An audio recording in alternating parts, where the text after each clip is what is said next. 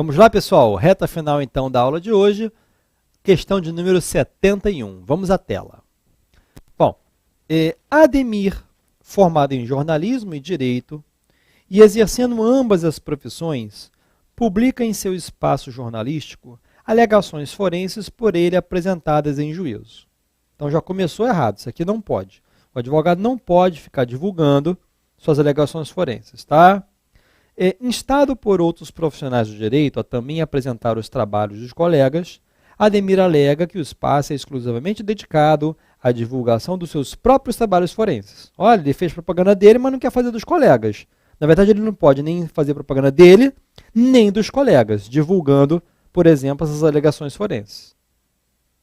Com base no relato, à luz das normas estatutárias, é correto afirmar que a divulgação promovida por Ademir é, letra A, perfeitamente justificável por ser pertinente a outra profissão. B, justificado pelo interesse jornalístico dos trabalhos forenses. Não é nem letra A nem letra B. Letra C, punível por caracterizar a infração disciplinar. É exatamente a infração do artigo 34, inciso 13 do Estatuto. Fazer publicar de necessária e habitualmente alegações forenses ou relativas a causas pendentes. Fazer publicar habitual desnecessariamente alegações forenses ou relativas a causas pendentes. Tá? Letra D, é equiparado a ato educacional permitido. Não é, gente. Olha só. Quando o advogado for à imprensa, ele pode se manifestar de maneira informativa, educacional, instrutiva. O que ele não pode fazer é ficar fazendo propaganda sua ou de colegas por meio de rádio, televisão, outdoor não pode. Agora, quando o advogado for participar de um programa de televisão, ele pode, de maneira informativa, educacional ou instrucional. Ele não pode ficar divulgando o seu trabalho, nem falando de causas de outros colegas. Aí realmente está ultrapassando os limites permitidos no Código de Ética. O artigo 28 e seguintes, artigos 28 ao 43 do Código de Ética e Disciplina, tratam dessa questão da publicidade, o que pode e o que não pode ser feito para que o advogado possa fazer a sua propaganda. Não é? A gente trabalha com isso lá no nosso curso de teoria. Então vamos aí à questão de número 72. O advogado Antônio é convocado para prestar depoimento como testemunha em ação em que um dos seus clientes é parte. Inquirido pelo magistrado, passa a tecer considerações sobre fatos apresentados pelo seu cliente durante as consultas profissionais, mesmo sob estratégias de que havia sugerido para a defesa de seu cliente. Não omitiu quaisquer informações. Posteriormente à audiência, foi notificado da abertura de processo disciplinar pelo depoimento prestado. Em relação ao caso acima, com base nas normas estatutárias, é correto afirmar que, letra A, no caso em tela, houve justa causa capaz de permitir a revelação de dados sigilosos? Não, não teve. Eu vou explicar o porquê. Letra B, inquirido pelo magistrado, o advogado não pode se excusar de depor e prestar informações? Errado também, vamos ver o porquê. Letra C, a quebra do sigilo profissional, ainda que judicialmente, como no caso, é infração disciplinar. Exatamente. É infração disciplinar, sim. Artigo 7º, inciso 19 do Estatuto e artigos 25 ao 27 do Código de Ética e Disciplina.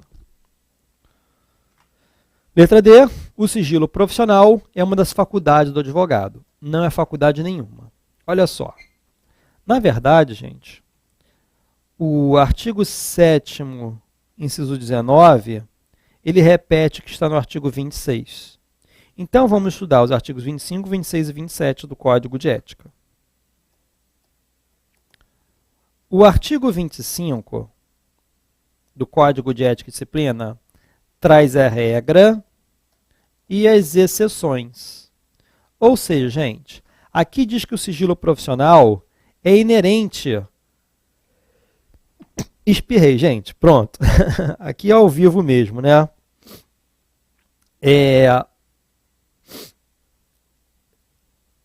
O artigo 25 diz que o sigilo profissional é inerente à profissão, impondo seu respeito, salvo porque pode violar para defender a vida de alguém, a honra de alguém, ou quando o cliente afrontar o próprio advogado. E em defesa própria, ele tem que revelar o segredo. Muito bem. Agora, o artigo 26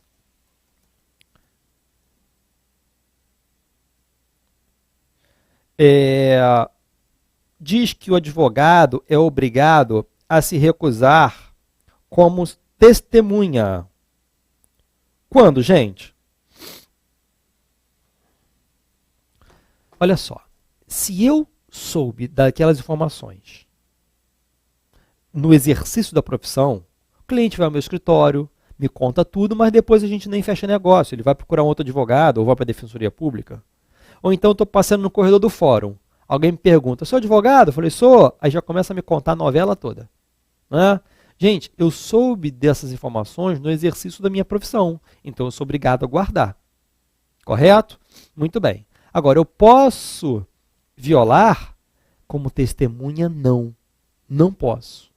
Agora, isso não significa que o advogado nunca vai ser testemunha, né, gente?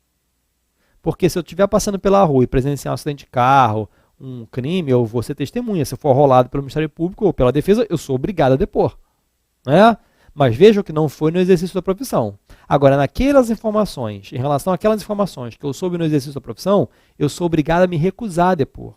É um direito, artigo 7º, inciso 19, mas também é um dever. Artigo 7º, inciso 19 do Estatuto e artigo 26 do Código de Ética e Disciplina. Perfeito? Agora, o artigo 27 diz que eu posso usar segredos contados pelo cliente para a defesa do próprio cliente. Imagina, o cliente vai ao meu escritório, está sendo acusado de homicídio, mas ele tem um álibi que ele estava viajando com o amante. Eu só posso contar esse segredo para defender o meu próprio cliente, mas não é como testemunha, não. Não vou ser testemunha dele, não. Defender na resposta à acusação, no júri, numa sustentação oral, mas só se o cliente permitir. Vejo que como testemunha, que é no artigo anterior, artigo 26, nem se o cliente permitir, eu posso. Naqueles casos que eu soube do exercício da profissão. Tá bom? É isso aí. Questão de número 73.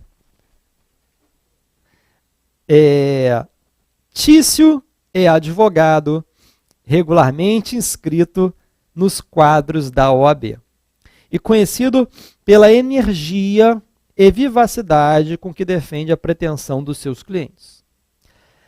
Atuando em defesa de um dos seus clientes, exalta-se em audiência, mas mantém, apesar disso, a cortesia com o magistrado presidente do ato e com o advogado da parte contrária. Ou seja, o advogado se exalta, porque assim, cliente gosta. Aliás, tem um livro muito bom, gente, olha só. Eles, os juízes vistos por um advogado. Esse livro é do Piero Calamandrei. Se puderem, leiam, gente, é sensacional. Eles, os juízes vistos por um advogado. Tá? Piero Calamandrei. São várias historinhas, né? E numa das historinhas, ele diz que realmente o cliente, gente, gosta de advogados que parecem políticos. O que eu vou fazer? Eu vou acontecer uma injustiça! Os clientes adoram isso, né? Mas o juiz não gosta disso não, gente. Né? Então, ele fala bem dessa diferença. Assim, o livro é como os juízes pensam. Né? O juiz, quando vai dar uma sentença penal, né? Como é que ele dorme com aquilo condenando uma pessoa se ele tem dúvidas? Condena a pessoa lá, 30 anos. Mas será que realmente a pessoa praticou aquele crime? Muitas das vezes o juiz tem que condenar por indícios, né? Que é um dos meios de prova no processo penal. Né? Então, será que ele dorme bem com aquilo? Sim, são historinhas, são casos bem bacanas, tá?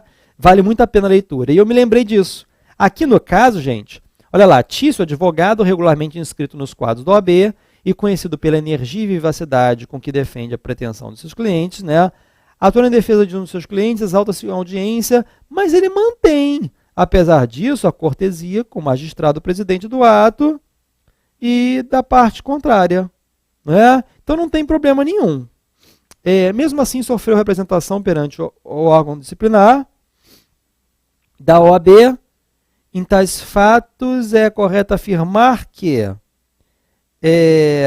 olha só, gente, a diferença. A resposta tá bem fácil aqui. Ó.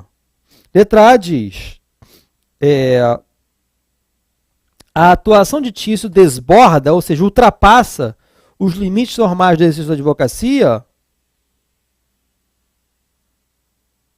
Não, né? Não ofendeu ninguém? B. Inexistindo atividade injuriosa, os atos do advogado são imunes ao controle disciplinar?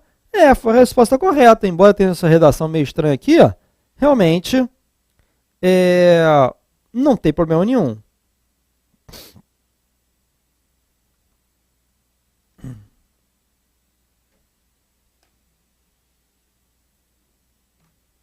C. A defesa do cliente deve ser pautada pelo dirigente da audiência, o magistrado? Claro que não. D. No processo judicial, os atos do advogado constituem munus privado. Ou seja, encargo privado? Não. Munus público. Encargo público. Aliás, está no artigo 2º e seus parágrafos do Estatuto. Próxima. 74. Crésio é procurado por cliente que já possui advogado constituído nos autos. Prontamente recusa a atuação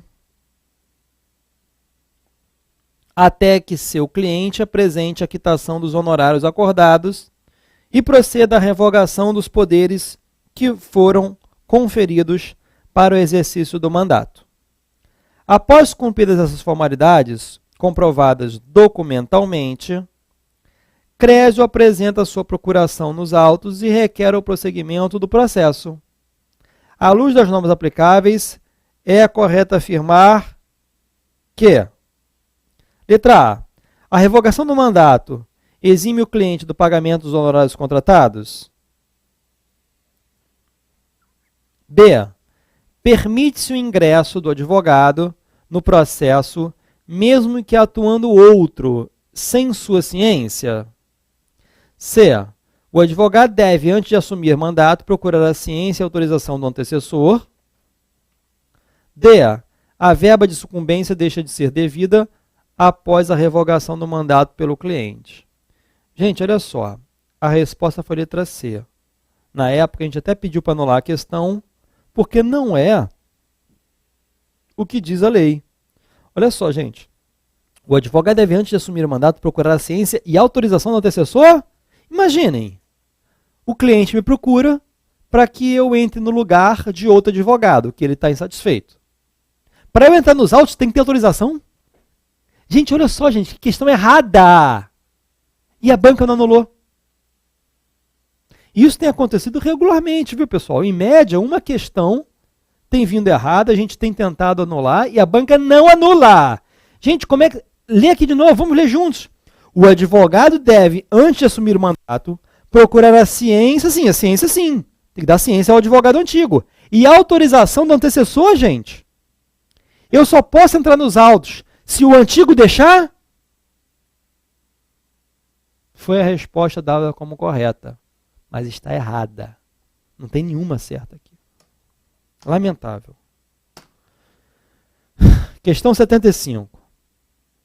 Mévio é advogado empregado de empresa de grande porte, atuando como diretor jurídico e tendo vários colegas vinculados à sua direção. Ou seja, ele é diretor jurídico de uma empresa.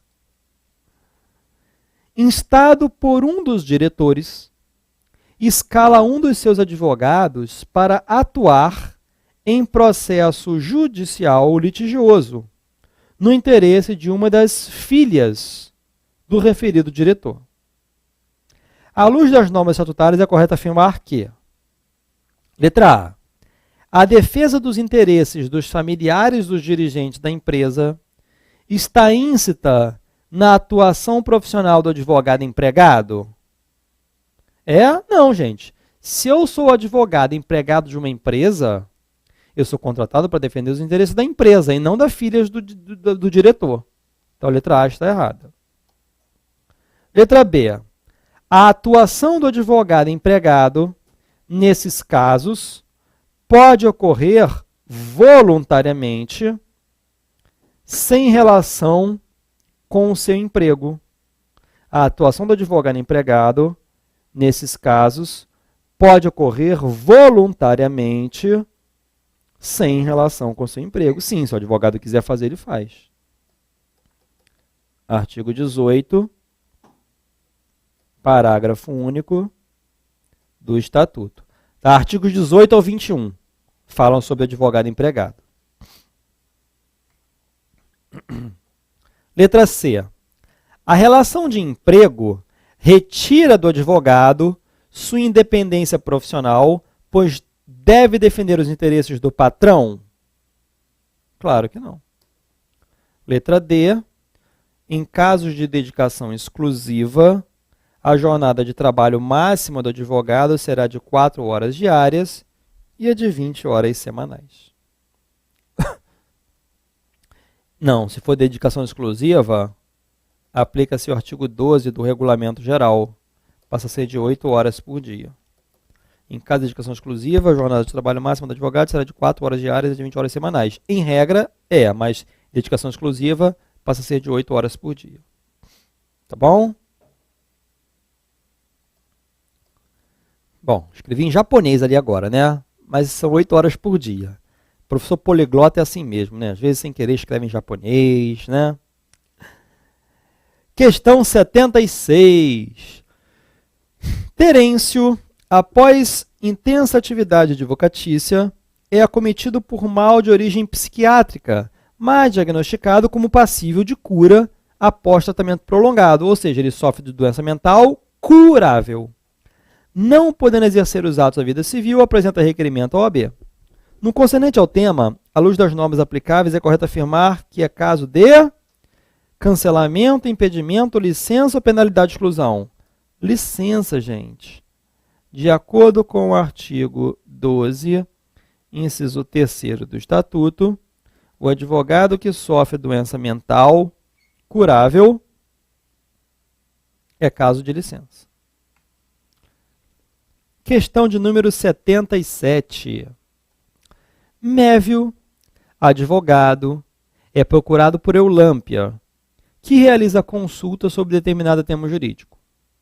Alguns meses depois, o advogado recebe uma intimação para prestar depoimento como testemunha em processo no qual Eulâmpia é ré, pelos fatos relatados por ela em consulta profissional. Então vejam a situação, hein? Ele soube dessas informações através de atendimento a cliente, Eulâmpia, e agora ele é chamado como testemunha para falar sobre esses fatos. Aí a questão continua. No concernente ao tema, à luz das normas estatutárias, é correto afirmar que: letra A. O advogado deve comparecer ao ato e prestar depoimento como testemunha dos fatos? Não, né, gente? Ele nem pode fazer isso. Letra B. É caso de recusa justificada ao depoimento por ter tido o advogado ciência dos fatos em virtude do exercício da profissão? Exatamente. É caso de recusa justificada ao depoimento por ter tido o advogado ciência dos fatos em virtude do exercício da profissão. Exatamente. Artigo 26 do Código de Ética e Disciplina. Tá bom? Depois, letra C. A simples consulta jurídica não é privativa de advogado, equiparada a mero aconselhamento protocolar. Errado. Letra D. O advogado poderá prestar o depoimento mesmo contra a sua vontade, desde que autorizado pelo cliente? Não, gente. Esse é justamente o caso que, mesmo que o cliente autorize, não pode depor. É o artigo 26 do Código de Ética. Maravilha? Questão de número 78. Após recebida a representação disciplinar sem fundamentos, cabe ao relator designado pelo presidente do Conselho Seccional da OAB, à luz das normas aplicáveis, letra A, arquivar o processo ato contínuo, B, propor ao presidente o arquivamento do processo, C, designar data para defesa oral pelo advogado, ou D, julgar improcedente a representação. Gente, letra B, propor ao presidente o arquivamento. Vamos revisar isso aí um pouquinho? Olha só. O processo disciplinar na OAB é tratado nos artigos 49 ao 66 do Código de Ética e Disciplina. Tá?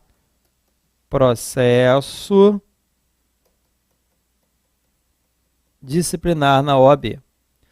Bom, gente, um processo disciplinar tem início por meio de uma representação que pode ser feita por qualquer pessoa, sendo vedado o anonimato. Não tem disque denúncia na OAB, não. Mas o início também pode ocorrer de ofício. Perfeito? Muito bem. Sendo por meio de uma representação, ela é encaminhada ao presidente da OAB, que pode ser o presidente do Conselho Seccional ou da subseção, daquela que dispõe de conselho, né? Como nós aprendemos lá na nossa aula teórica. Bom, esse presidente da OAB vai nomear um relator, que ficará responsável pela instrução do processo. Esse relator, o que ele pode fazer? Aí foi a pergunta que nós acabamos de responder. Ele pode propor o arquivamento, se ele entender que não tem os requisitos de admissibilidade. Gente, ele pode propor o arquivamento. Ele não arquiva, não, porque depois ele vai mandar para o presidente. E o presidente aqui arquiva ou não. Ou, se não for o caso de propor arquivamento, ele vai fazer o quê? Ele vai abrir prazo para defesa prévia. Essa defesa prévia deve ser apresentada no prazo de 15 dias, podendo ser prorrogado. Prorrogado por mais quanto? Por igual prazo? Não, prorrogado pelo prazo que o relator der. Perfeito? É isso aí. Gente, depois de apresentada a defesa prévia, novamente ele pode propor o arquivamento e aí vai para o presidente decidir. Ou então, se não for caso de propor arquivamento agora por esse momento, ele vai marcar uma audiência, onde poderão ser ouvidas até 5 testemunhas. Depois da apresentação de audiência, é aberto o prazo para razões finais, 15 dias para cada parte, razões finais. Depois é feito um relatório, que é um resumo do processo, encaminhado para julgamento no Tribunal de Ética e Disciplina. Daqui cabe recurso também no prazo de 15 dias para o Conselho Seccional e depois cabe recurso também no prazo de 15 dias para o Conselho Federal. Tá bom? Então, cabe recurso aqui e recurso ali. Maravilha?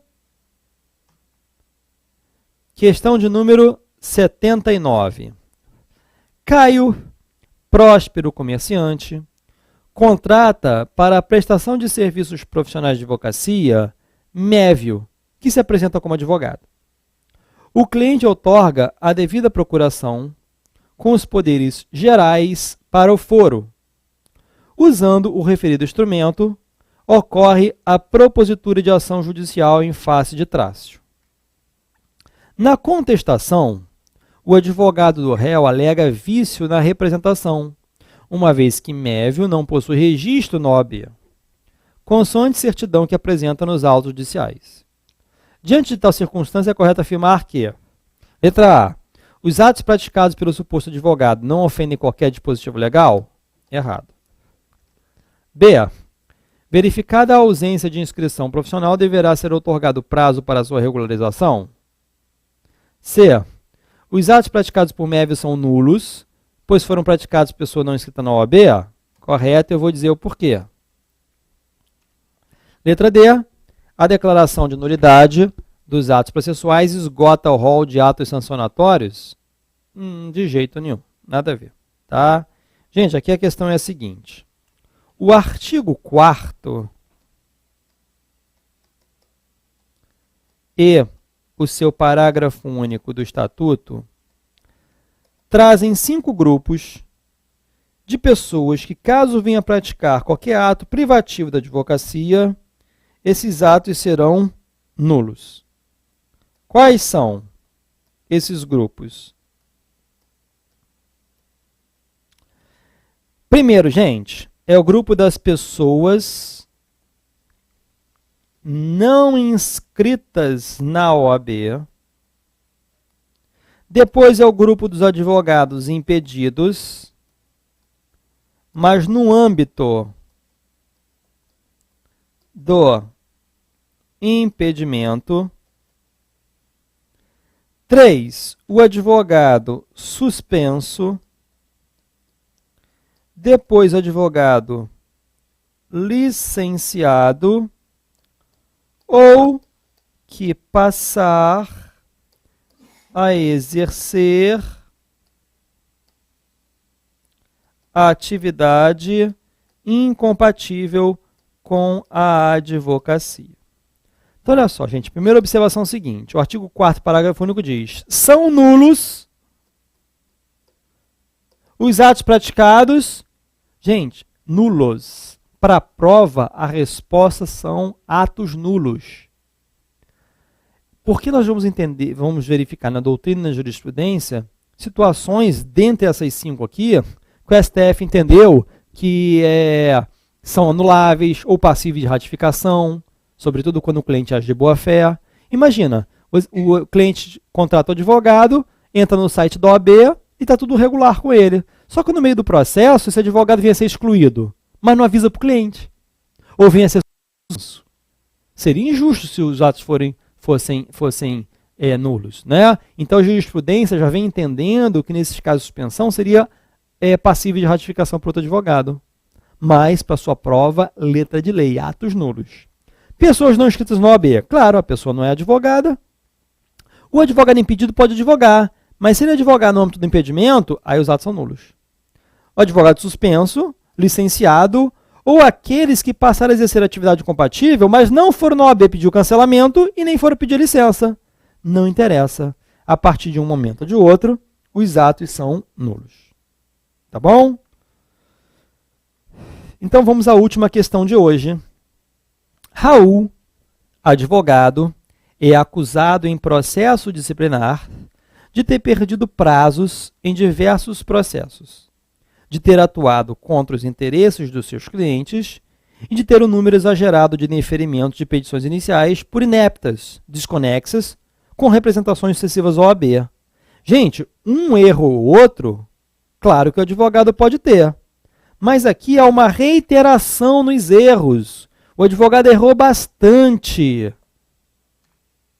Em relação a tais circunstâncias, à luz das normas estatutárias, é correto afirmar que as condutas imputadas a Raul, letra A, não caracterizam infração disciplinar, não caracteriza infração disciplinar. Depois, letra B, só beber uma aguinha aqui, gente. Pronto. São considerados desvios processuais exclusivamente? Dessa situação narrada. Letra A, não caracteriza infração disciplinar, já está errado. São considerados desvios processuais exclusivamente? Esse exclusivamente está meio estranho, né? Letra C. Demandam a atuação da OAB no sentido educativo? Letra D.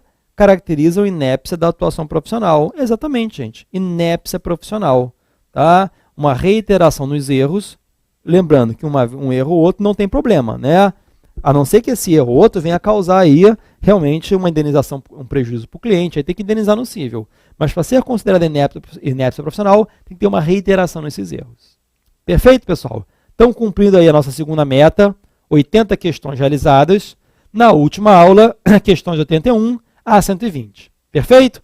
Vamos juntos, quaisquer dúvidas aí vocês podem me mandar pela sua mensagem, podem mandar pelo Instagram também, se bem que o modo realmente mais certo, mais rápido, é através do nosso dispositivo sua mensagem. Vamos juntos, rumo à hashtag 10 em Ética. Um abraço!